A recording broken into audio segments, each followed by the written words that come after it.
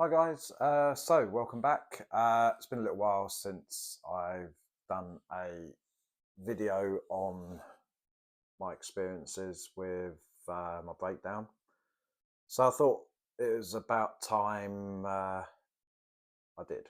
So my plan today, it was to get the dogs out for a walk, do a little chat while I'm walking because I always feel a lot more comfortable when I'm out and about walking and looking at what's going on around me, the wildlife and all that. But it was just teeming down with rain, and yeah, there was no chance I was doing that. So here I am. What is it? 7:15 in the morning. Been up since about 2, and the normal thing, brain going do lally. Um, so what? The reason for this video, I wanted to have a talk about the after effects of when I had my breakdown. That it affected me, and 6 years later, it still does. And I thought it'd be a good thing to get out there that it does and it can affect people having a breakdown for years to come, like it did or has done and still is with myself. um, so yeah, so thanks for popping by and having a watch. I'm Paul, and I've had a breakdown, and I've come through the other end, but not unscathed. So what happened was about 6 years ago. I think I'd spent about 2 years working like a dog. Um, all the pressures with work, paying the mortgage, normal sort of stuff. And I think 18 months of 2 years of that pressure constantly, it just tipped me over the edge. And one day I was at work and just lost it. Ended up in a ball on the floor in the conference room in the place where I worked, just crying uncontrollably. And I sort of got home, had a few days off work because I actually had a holiday booked. So I had 12 days off. Spent about 10 minutes talking to my wife about it. And then it was like, no, that's it. Forget about it. I don't talk about it anymore. Let's just get on with our holiday and enjoy it. In between that, I think it's about 4 days later, a good friend of mine passed away of cancer, which hit me quite bad. Anyway, I just cracked on with the holiday. 12 days later, came back to work, thought I was okay. Walked across the car park, just ended up shaking, sweating all over. It was just such an awful, awful experience. When I spoke to my boss, said to him, I've got to go. I've got to get out of it. Um, Literally, I just left there, called the doctors. They saw me straight away, and ended up having a month off work. Went back to work, and I suppose in one way I just tried to bury it, and tried to sort of ignore that I'd had this breakdown. And that's not good. It just sits there and festers. And I suppose over the last few years, I've done pretty well at actually talking about it, and I don't feel any shame of me having this breakdown. I'll be honest, because it was something I wasn't in control of. I don't feel ashamed, but what it's done to me now is it has just knocked my confidence out the park, I suppose. I don't know if it's an age thing. I'm in my mid 50s. Um, and I just seem to now just worry about everything. And I think the end result of me worrying about everything, or what I think in my head, is this going to trigger another breakdown? So these problems happen. I've done a couple of videos where you know, life's been taking a little bit of a swerve, and I've been finding it quite difficult to deal with. And I think I've sort of come to the conclusion part of the reason why I found it hard to deal with is because I'm so worried that I'll have another breakdown, and it is genuinely scary. And I think once you've been through it the thought of having no control over yourself again just worries the hell out of me. So when life is taking these swervy roads, it sort of puts me into a little bit of a panic mode that, am I going to go that far down again, that I am going to end up having another breakdown? And will that breakdown be worse than the last time? The only good thing, I suppose, is I can recognize the signs of when it's building, try and get myself out of a situation. But when you're working and you're stuck in the situation and there isn't really a way out, it just becomes this heavy weight, and that manifests itself into midnight, 1 o'clock in the morning, waking up.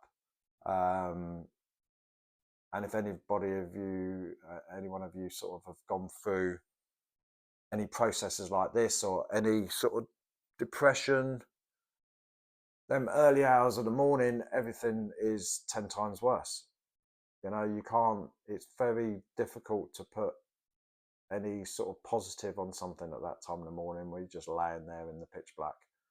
One of the things which I do now, when that happens, if I'm not working, then I'll just get up and take my dogs out for a walk.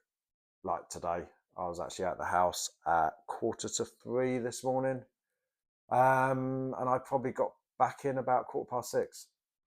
Just took the three of my dogs for a walk in the woods down the canal, and that's how I sort of deal with it. But to say I've come out of the breakdown unscathed is not true at all, to be honest.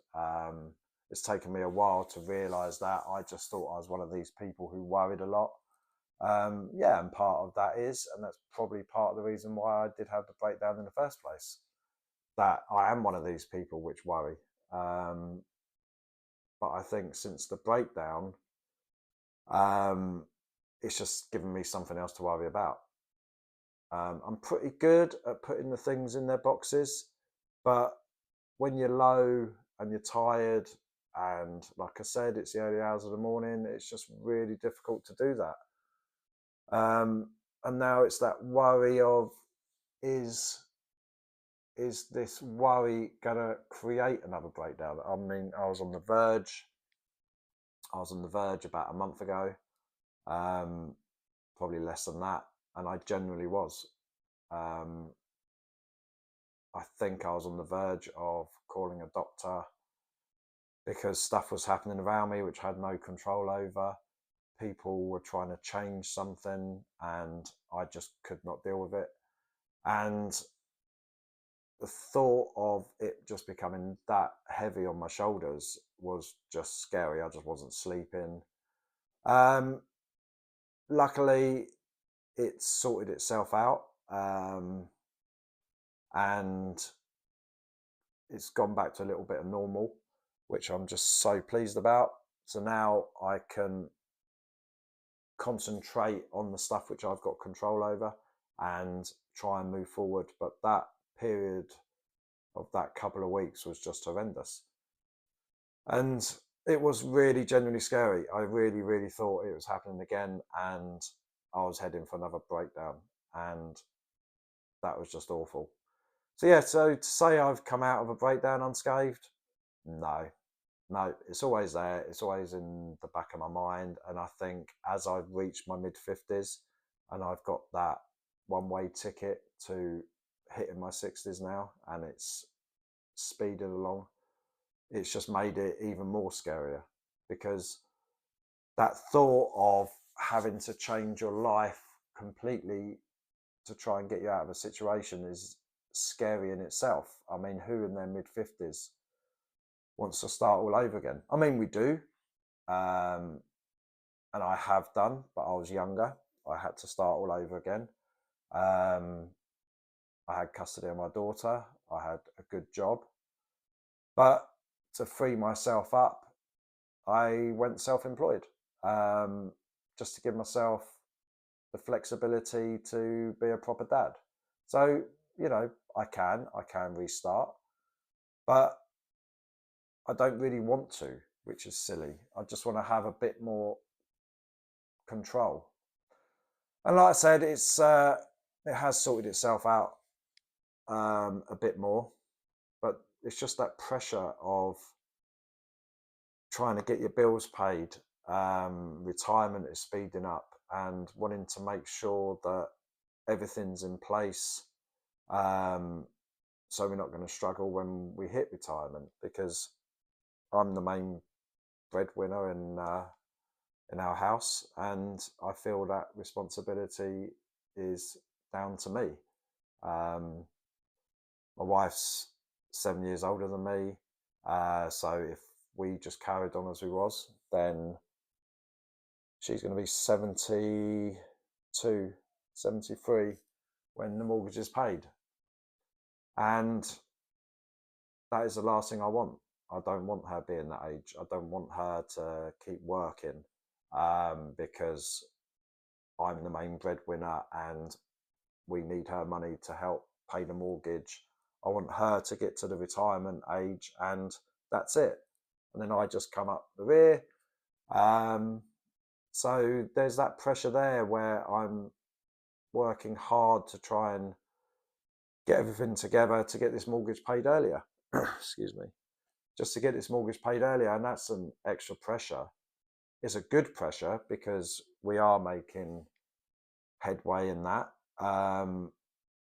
But it's that extra pressure of I need to keep doing what I'm doing to be able to have this end result. You understand? So having that extra pressure weighs heavy, but it's something which we need to do. And with any luck, 5 to 6 years, and we'll, we can look more forward to our future and get on. But it is that pressure. I mean, I was in that generation or in the 80s where it was all about, you've got to buy your house, you've got to buy your house. And, I'm really pleased I did, and I'm really pleased I took that route. And, once this mortgage is paid, then we're going to have a future.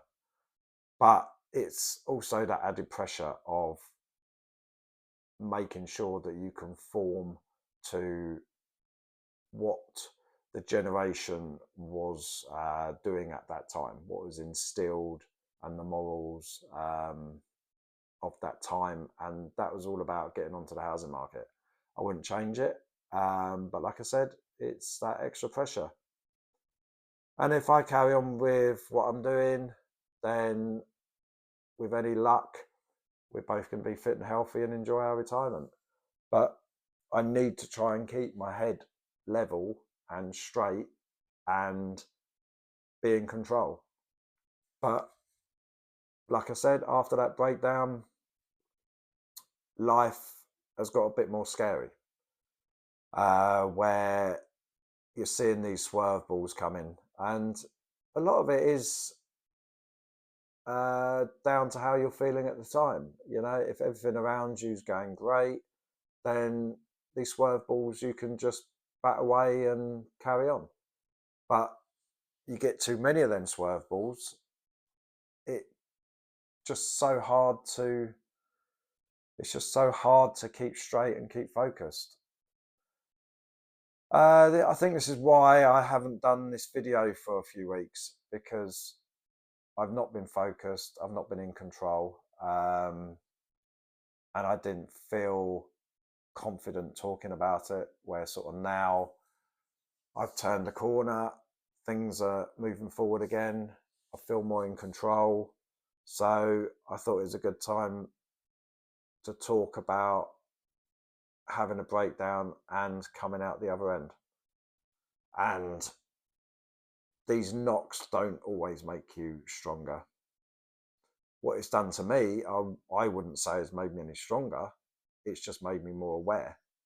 It's just made me more aware of how life can be so damaging if you don't recognize the signs of what's happening to your body, what's happening to your brain. That's what it's done to me. It's not made me any stronger. You know, I'm not gonna take on the world because I'd lose. But at least I'm more aware of what triggers it and the way my brain pattern is happening, and the change in that brain pattern and the change in the sleep is all because my body is telling me that you're not in control, you're worried, and unless you sort this out in there, you are going to go down and you're going to have another breakdown. Where before I didn't recognize all that. I just kept getting up and cracking on and cracking on and cracking on, and it just wore me down. And I just ended up that heap on the floor. So, yeah, at this minute in time, life's good. I feel more in control of it, but I'm aware. So, if any of you guys going through this now, you do get better. And some people, and I'm sure there's a lot of people out there which come out of it stronger. For me, I didn't.